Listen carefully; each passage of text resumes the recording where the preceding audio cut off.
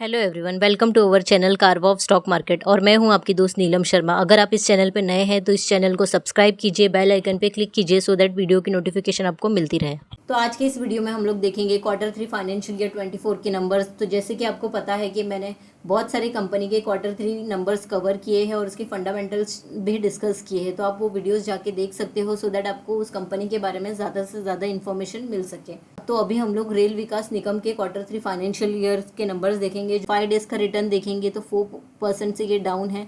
1 month में देखेंगे company ने 51% का रिटर्न दिया है, यानी कि कंपनी ने बहुत ही अच्छा खासा रिटर्न दिया है। फिर 6 मंथ में देखेंगे तो 120% का रिटर्न दिया है। बहुत बहुत ही शानदार रिटर्न इस कंपनी ने दिए हैं। ईयर टिल डेट देखेंगे तो 54% का। फिर 1 ईयर में रिटर्न देखेंगे तो कंपनी ने 287% का रिटर्न दिया है। 5 ईयर्स में देखेंगे तो 1321% का रिटर्न दिया है इस कंपनी ने। तो बहुत ही अच्छे रिटर्न्स दिए हैं इस कंपनी ने। तो अभी हम लोग कंपनी के क्वार्टर 3 फाइनेंशियल ईयर 24 के नंबर्स देख लेते हैं। यहाँ पे देखेंगे तो ये statement of stand alone consolidated financial results है ये कंपनी के। इसका जो नंबर्स है वो करोड़्स में दिया हुआ है। ठीक है, तो ये जो सेक्शन है इतना, ये स्टैंड अलोन है और ये कंसोलिडेटेड है। तो अभी हम लोग देखेंगे दोनों भी नंबर्स। ठीक है, तो टोटल इनकम देखेंगे हम लोग स्टैंड अलोन में तो कितना है, 5002 करोड़ का। क्वार्टर 3 फाइनेंशियल ईयर 24 का बोल रही हूँ मैं। और यहाँ पे है प्रीवियस क्वार्टर का 5206 करोड़ का। और प्रीवियस ईयर के सेम क्वार्टर में है 5294 करोड़ का। तो ईयर ऑन ईयर बेसिस ये कंपनी ने लॉस दिया है। ठीक है, और क्वार्टर ऑन क्वार्टर बेसिस देखेंगे कंपनी ने भी लॉस दिया है। सिमिलरली अभी इसका हम लोग देखेंगे कंसोलिडेटेड में। तो यहाँ पे कितना है क्वार्टर 3 में 5016 करोड़ का। प्रीवियस क्वार्टर में कितना था 5210 करोड़ का। और प्रीवियस ईयर के सेम क्वार्टर में था 5293 करोड़ का। ठीक है, तो यहाँ पे भी देखेंगे तो year on year basis and quarter on quarter basis company ने लॉस दिया है। कंपनी का टोटल एक्सपेंसेस देखेंगे तो टोटल एक्सपेंसेस में क्या क्या आ जाता है, expenses of operation, employ benefit expenses, financial cost, depreciation, amortisation, ये सब इसमें आ जाता है। अदर एक्सपेंसेस भी है तो टोटल देख लेंगे हम लोग डायरेक्टली। तो स्टैंड अलोन में कितना आया है 4573 करोड़ का। प्रीवियसली था 4751 करोड़ का। और उसके पहले प्रीवियस ईयर के सेम क्वार्टर में था 4888 करोड़ का। यानी जो एक्सपेंसेस है वो कम हुए हैं कंपनी के। ठीक है, क्योंकि कंपनी ने ज़्यादा परफॉर्म नहीं की है, जो इनकम इसका आया है वो इतना अच्छा नहीं आया है, उस हिसाब से एक्सपेंसेस उसके कम हुए हैं, जो कि अच्छी बात है। अभी हम लोग इसमें कंसोलिडेटेड में देख लेंगे तो कितना है 4584 करोड़ का। उसके पहले था प्रीवियस ईयर के सेम क्वार्टर में कंसोलिडेटेड नंबर था 4754 करोड़ का। और उसके पहले था 4889 का। यानी कि कंपनी के जो एक्सपेंसेस है वो भी year on year basis and quarter on quarter basis देखेंगे तो कम हुए हैं। अब हम लोग देखेंगे कंपनी का profit loss from operation before share of profit loss of joint venture exceptional item कितना है इसका। तो 428 करोड़ का है, पहले था 454 करोड़ का, उसके पहले था प्रीवियस ईयर के सेम क्वार्टर में था 406 करोड़ का।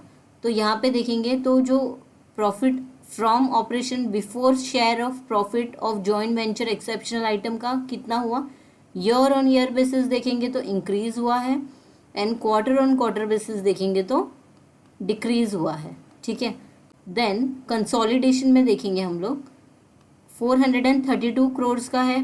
प्रीवियस क्वार्टर में था 455 करोड़ का और उसके पहले था 403 करोड़ का। यानी year on year basis growth है, क्वार्टर ऑन क्वार्टर बेसिस जो profit from operations before share of profit का कितना है, क्वार्टर ऑन क्वार्टर नेगेटिव है।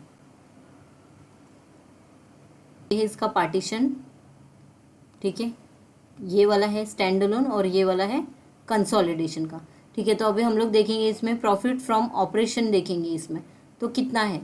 ये क्वार्टर 3 का है 428 करोड़ का, प्रीवियसली था 454 करोड़ का, उसके पहले था प्रीवियस ईयर के सेम क्वार्टर में 406 करोड़ का। तो यहाँ पे देखेंगे ईयर ऑन ईयर बेसिस देखेंगे profit from operation before tax का देखेंगे तो ईयर ऑन ईयर इंक्रीज हुआ है, क्वार्टर ऑन क्वार्टर ये नंबर डिक्रीज हुआ है, यानी कि numbers quarter on quarter basis अच्छे नहीं आए हैं।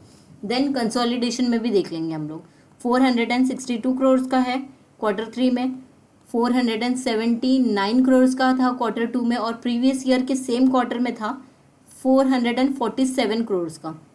यानी कि ईयर ऑन ईयर बेसिस देखेंगे तो कंपनी ने ग्रोथ दिया है, लेकिन quarter on quarter basis company ने अच्छा परफॉर्म नहीं किया है।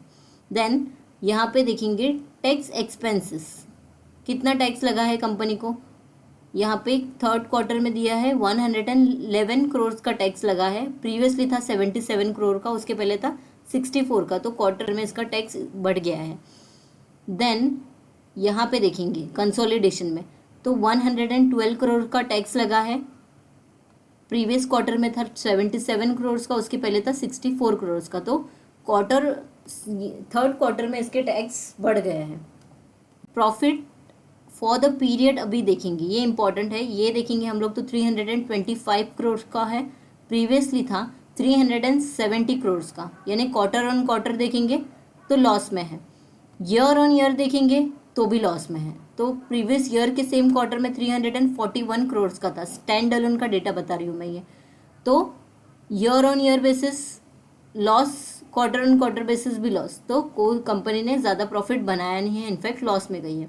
अब यहाँ पे देखेंगे, यहाँ पे ये कंसोलिडेटेड, तो ये नंबर ठीक से दिख नहीं रहा है, लेकिन ये नंबर है 3, 5 और 8, ठीक है, मैं यहाँ पे लिख देती हूँ आपके लिए।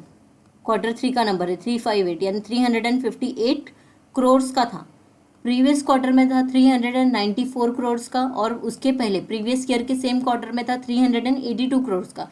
यानी ये देखोगे आप, year on year basis number खराब आया है, और क्वार्टर ऑन क्वार्टर भी देखेंगे तो नंबर खराब आया है इसके, तो प्रॉफिट फॉर द पीरियड जो है उसका अच्छा नहीं आया है। अब हम लोग देखेंगे कंपनी का total comprehensive income for the period, तो 325 करोड़ का है ये क्वार्टर में, और 369 करोड़ का था प्रीवियस क्वार्टर में, उसके पहले था 342 करोड़ का। यानी ईयर ऑन ईयर बेसिस देखेंगे तो टोटल कॉम्प्रिहेंसिव इनकम में लॉस है, क्वार्टर ऑन क्वार्टर बेसिस देखेंगे तो वो भी लॉस है। स्टैंड अलोन में देखेंगे तो 358 करोड़ का था, प्रीवियसली था 394 करोड़ का, और उसके पहले था 384 करोड़ का। यानी यहाँ पे भी देखेंगे तो year on year basis loss है, क्वार्टर ऑन क्वार्टर बेसिस भी लॉस है। अभी ईपीएस देखेंगे, अर्निंग पर इक्विटी शेयर है कंपनी का, बेस जो इसका बेसिक है, ये स्टैंड अलोन का, ठीक है, नंबर, ये स्टैंड अलोन का नंबर है, ठीक है। तो प्रीवियस ईयर के सेम क्वार्टर में 1.64 था, फिर 1.77 हुआ, ठीक है, लेकिन अभी थर्ड क्वार्टर में कितना 1.56 हो गया है, ठीक है। तो ईयर ऑन ईयर बेसिस देखेंगे तो ईपीएस भी इसका कम हो गया है, और क्वार्टर ऑन क्वार्टर भी ईपीएस कम हो गया। अभी ये जो पार्ट है कंसोलिडेशन का है, ठीक है। तो यहाँ पे भी देखेंगे तो प्रीवियस ईयर के सेम क्वार्टर 1.83 था, फिर हो गया 1.89, अभी हो गया इसका 1.72। यानी यहाँ पे भी देखेंगे year on year basis and quarter on quarter basis number खराब आया है। सेम उसका डाइल्यूटेड ईपीएस भी देखेंगे तो सेम ही है। ओवरऑल मुझे कंपनी के quarter on quarter basis number अच्छे नहीं लगे हैं, और ईयर ऑन ईयर बेसिस भी कुछ ज़्यादा इतना खास परफॉर्म नहीं किया है इस कंपनी। लेकिन इसका प्राइस रिटर्न देखेंगे हम लोग तो कंपनी ने बहुत ही अच्छे रिटर्न्स दिए हैं। तो लॉन्ग टर्म के लिए कंपनी बहुत ही अच्छी है, शॉर्ट टर्म के लिए कल हमें पता चलेगा कि इसके अंदर कैसा प्राइस एक्शन होता है, ठीक है। तो अभी हम लोग कंपनी के फाइनेंशियल रेशियोज देख लेते हैं, और प्रमोटर होल्डिंग्स भी देख लेंगे हम लोग। तो उसके पहले मैं आपको बताना चाहूँगी कि मैंने रेल विकास निगम के ऊपर भी फंडामेंटल एनालिसिस पे पूरा वीडियो बनाया है, तो आप वो वीडियो जाके देखिए, मैं डिस्क्रिप्शन बॉक्स में उसका लिंक दे दूंगी, वो वीडियो जाके फुल फंडामेंटल एनालिसिस इसका देख लीजिए। मैंने टेक्निकल भी कवर किया है उसमें, वो भी जाके आप देख सकते हैं, जिसके वजह से आपको ज़्यादा से ज़्यादा इन्फॉर्मेशन मिलेगी, और ये कंपनी के बारे में आप कॉन्फिडेंस हो सकते हैं कि आपको ये अपने रडार में रखना है, अपने वॉच लिस्ट में रखना है, या अपने पोर्टफोलियो में रखना है या नहीं रखना है, इससे आपको कॉन्फिडेंस मिलेगा। तो प्लीज़ जाके आप वो वीडियो को देखिए। तो वे हम लोग कंपनी के फाइनेंशियल रेशियोज देख लेते हैं। मार्केट कैपिटलाइजेशन है 58,725 करोड़ का, करंट प्राइस है इसकी 282 रुपीज़ का, लो बनाया था इसने 56 और हाई बनाया है इसने 346 रुपीज़ का, यानी बहुत ही अच्छा कंपनी ने ये साल परफॉर्म किया है। फाइनेंशियल वाइज नहीं, फंडामेंटली नहीं, लेकिन कंपनी ने प्राइस मूवमेंट के हिसाब से बहुत ही अच्छा रिटर्न बना के दिया है। फिर स्टॉक का पी है 40, इंडस्ट्री पी है 29। अपने इंडस्ट्री पी से ये बहुत ही ज़्यादा वैल्यू पे ट्रेड कर रही है। ROC है इसका 17.8% का, ROE है इसका 20.8% का, बुक वैल्यू है 37.9 का, और इसने डिविडेंड यील्ड है इसका 0.76, फेस वैल्यू 10 है, यानी कि आगे जाके ये स्प्लिट हो सकती है। EPS है इसका 6.98 का, प्लेज में कोई भी शेयर नहीं है।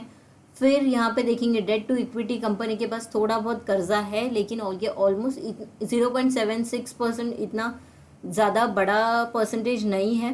तो कंपनी के पास कर्जा है, लेकिन कंपनी मैनेज कर सकती है, और ये इंफ्रास्ट्रक्चर से रिलेटेड स्टॉक है, तो ऑब्वियसली इसमें थोड़ा बहुत कर्जा रहता ही है। आप कोई भी इंफ्रास्ट्रक्चर स्टॉक को जाके उसका बोरोइंग देख लीजिए, तो आपको उसके अंदर डेट मिलेगा। देन कंपनी का प्राइस टू बुक वैल्यू है 7.43, करंट रेशियो है 1.65, क्विक रेशियो है 1.64, क्वार्टरली सेल्स बनाया है इसने -6.44 का, यानी सेल्स इसका डाउन है। क्वार्टरली प्रॉफिट इसने बनाया है 6.24 का, यानी प्रॉफिट भी इसका डाउन है। प्रॉफिट ग्रोथ है 1.10% का। सेल्स ग्रोथ कंपनी ने कुछ अच्छा परफॉर्म नहीं किया है। एबिटा है इसका 24 का, और इसका PEG रेशियो है 1.99।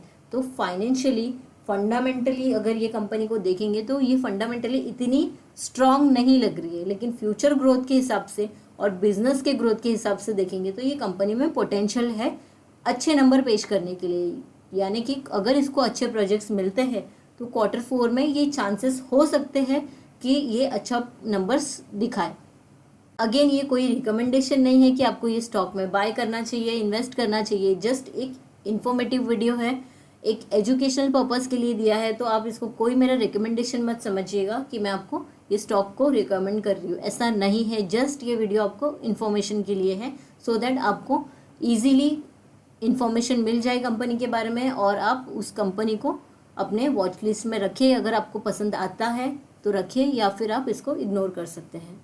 स्टॉक प्राइस CAGR इसका देखेंगे 1 ईयर का है 283% का, 3 ईयर्स का 107% का। क्यों है? क्योंकि कंटिन्यूसली कंपनी ने 1 ईयर में बहुत ही अच्छा रिटर्न बना के दिया है, इसकी वजह से इसका CAGR है बहुत ही ज़्यादा अच्छा है। लेकिन इसका अगर हम लोग कंपाउंड सेल्स ग्रोथ देखेंगे, कंपाउंड प्रॉफिट ग्रोथ देखेंगे, तो इसमें कुछ ज़्यादा कुछ ज़्यादा अच्छा नंबर है ही नहीं। रिटर्न ऑन इक्विटी भी देख लिया हमने 21% का है, तो कुछ ज़्यादा अच्छा परफॉर्म नहीं किया है इस कंपनी ने।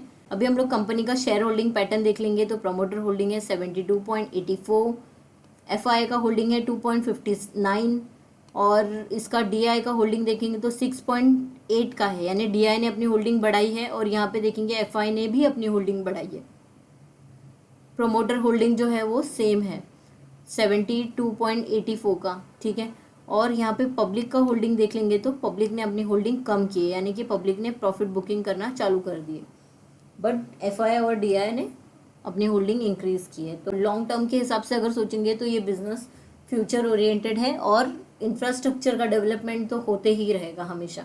तो आपको ये नंबर्स कैसे लगे हैं मुझे कमेंट करके बताइए। अगर आपको ये वीडियो अच्छा लगा है तो इस वीडियो को लाइक कीजिए, चैनल को सब्सक्राइब कीजिए, अगर चैनल पर पहली बार आया है तो बेल आइकन पे क्लिक कीजिए, सो दैट वीडियो के सारे नोटिफिकेशन आपको टाइम पे मिलते रहे। Thank you for watching this video. मिलते हैं अगले वीडियो में।